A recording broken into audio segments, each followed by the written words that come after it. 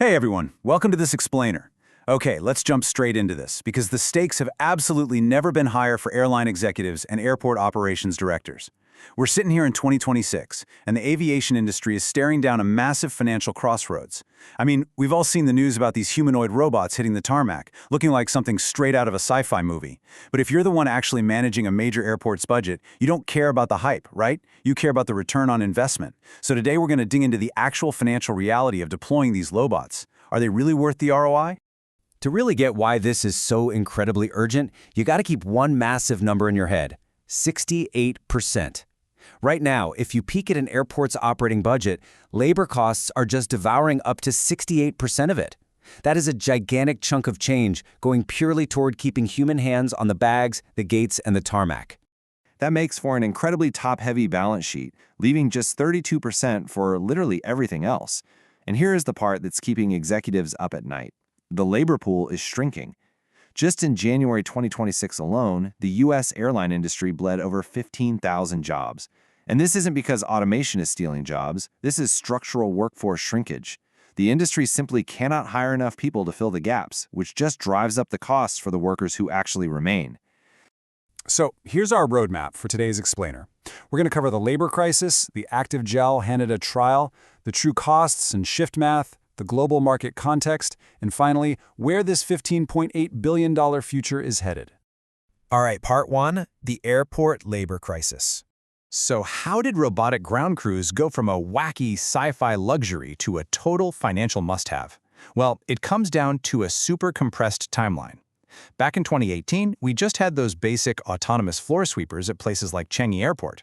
Then 2021 happened. COVID hit and triggered a massive 40% surge in automation as labor just vanished.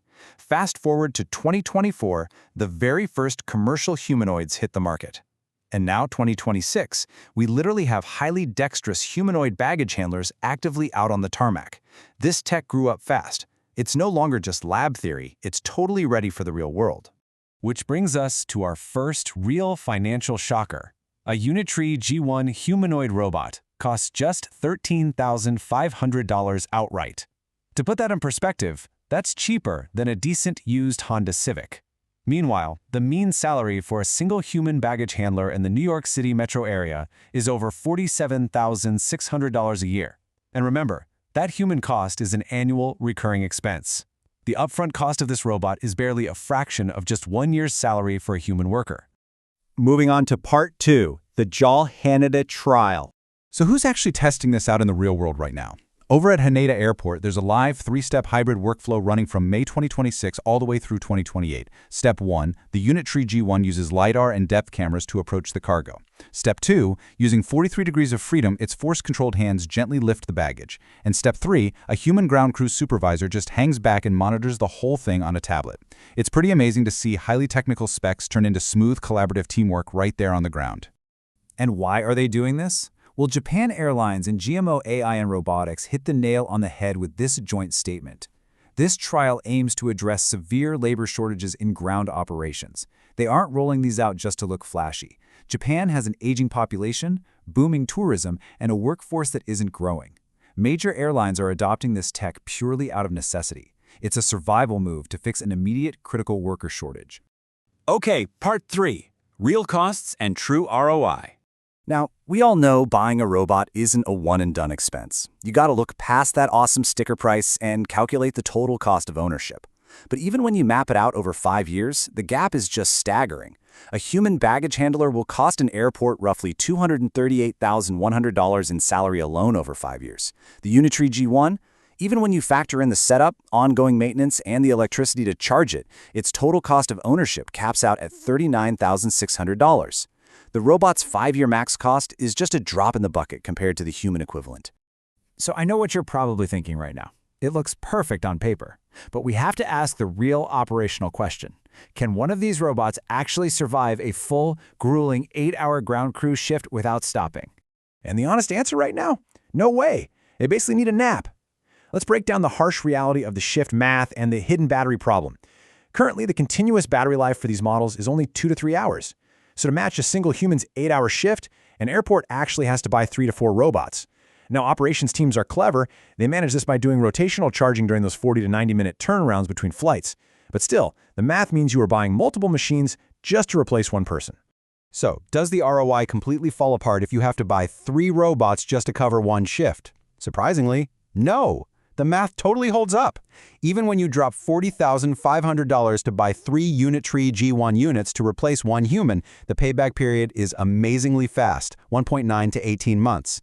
Depending on local wages and how much human supervision overhead is needed, airports are literally getting their money back in under a year and a half. That's a huge game changer. All right, part 4, global market context.